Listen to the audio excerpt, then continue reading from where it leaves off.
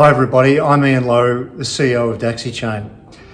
In my last update, I told you that I'd be giving you more regular updates on the progress of the project. And so what I wanted to talk about today for a couple of minutes is to give you a practical example of one of the problems that we solve through Daxi Chain technology.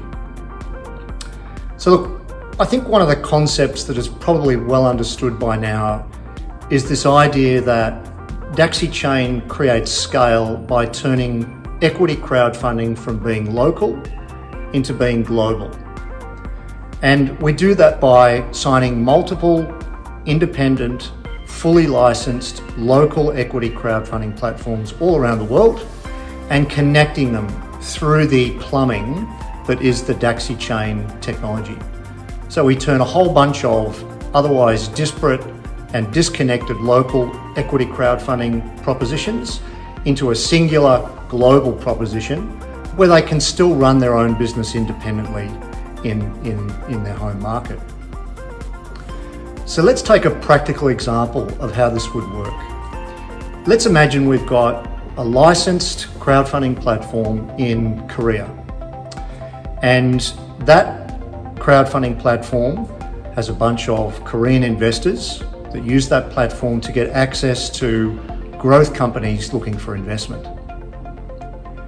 As a Korean platform, they only operate in Korean won, which is obviously the local currency. But as part of the Daxi Chain network, they can now share those companies looking for investment to the world through the Daxi Chain technology. But equally, they can expose investment opportunities from around the world to their local Korean investors. So it works in both directions. Now let's take a really simplistic example of the network effect. Let's imagine we've got another local licensed equity crowdfunding platform in Germany. And of course, the same principles apply. They're plugged into the Daxi Chain, which means that their investors can see deals from around the world. And equally, it means the deals that they have on that platform can be exposed to other investors also using Daxi Chain anywhere else in the world. So that network effect, if we just take a simplistic example of one of the problems that is created, because all those local operations need to conduct business in local currency, you might have an investor in Korea that wants to invest in a business seeking capital in Germany. The investor only wants to invest in Korean won, and the company looking to secure the investment only wants the investment in euros. Or it might work the other way around, where you might have a German investor who wants to invest in a Korean opportunity, and of course in that example they only want to invest in euros, and the company receiving the investment needs to receive it in Korean won. And so if you play out this very simplistic example across many crowdfunding platforms in many countries, what you start to get to is a very complex and large number of transactions going from one currency to the next and also in reverse in any number of combinations.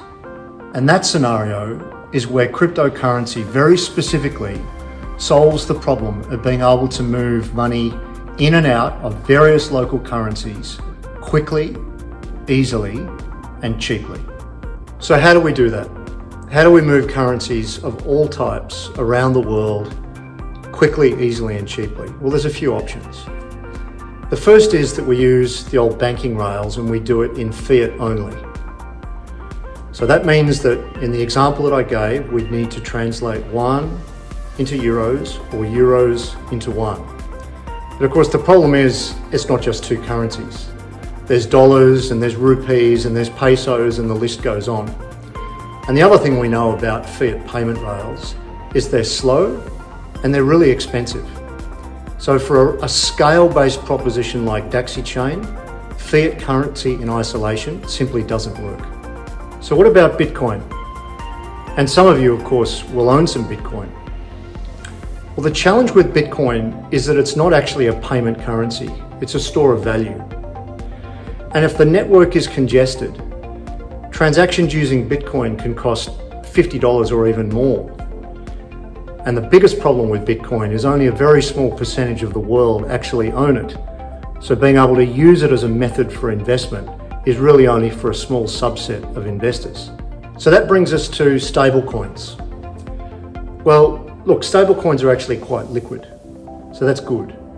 But the fees on stablecoins can still be reasonably high, particularly if they're based on Ethereum.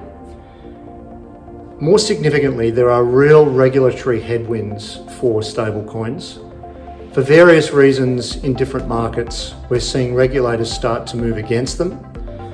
And of course, major exchanges that are promoting their own stablecoins are also starting to block their competitors' stablecoins.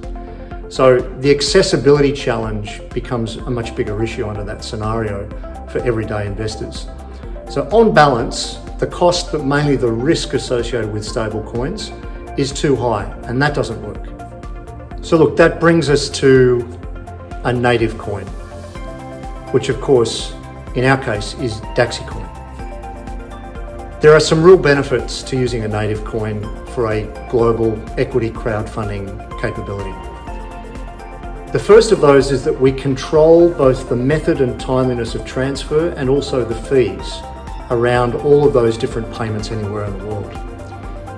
And because those transfers are instant, it means we avoid the implications of any fluctuations in the value of the coin.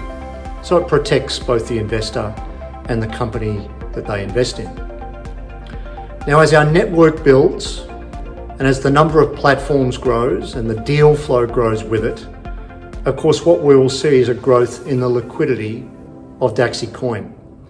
And as that starts to take place, it will attract more and more traders who can use that liquidity to trade Dacxi Coin. So all of that demand, both the building of the underlying business, which is Dacxi Chain, the utilization of Dacxi Coin as the transfer or method of transfer in all of those transactions, which is the primary use case, and all of the additional trading that we see on market as that liquidity builds, all of that contributes to demand. And that's the reason why we've always said Dacxi Coin is incredibly well positioned as we build the network and build the deal flow, and with it build the liquidity. It's incredibly well positioned to benefit. So in summary, I've talked a little bit about a very simplistic example of the network effect for Dacxi Chain, some of the challenges that we need to be able to meet, and we've looked at 4 different ways that we might solve the problem of moving value around the world quickly, easily, and cheaply. And I think you can see from that a native coin, in our case Dacxi Coin, is far and away the best solution.